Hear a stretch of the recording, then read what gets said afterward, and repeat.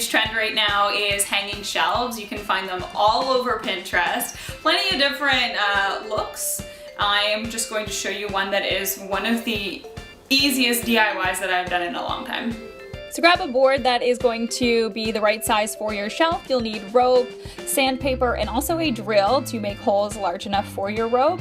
These holes were drilled in 1 inch on each side on all 4 corners. Those were actually drilled for me at the hardware store, which they don't normally do, but I asked nicely, so hopefully you have a drill at home so you can do that. As you can see on the opposite side, it's a little bit rough, so I just sanded down those pieces, but it will be on the underside, so it doesn't need to be perfect. I sanded down the rest of the board just to make it smooth and flat, and by all means you can stain this, you can paint this, but I'm keeping mine a basic pine because I already have pine in my room. So I doubled up my rope now, and this is the top of the shelf. You're going to feed the rope down one hole and then back up the other hole, and essentially that's all there is to it. This is how it hangs. So do that on both sides, and then when you go to hang it on the wall, I'm just measuring here so that it was centered in my wall. I measured in a couple of inches after that, so the ropes actually gradually tilt in from my shelf, and then I nailed in 2 nails in the wall, and then I just hung the ropes on there. So I previously knotted these thinking that that's where I might want to hang it.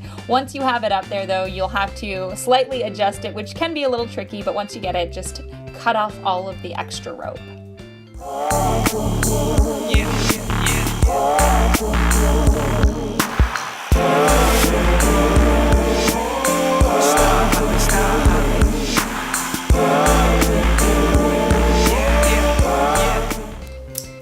Right?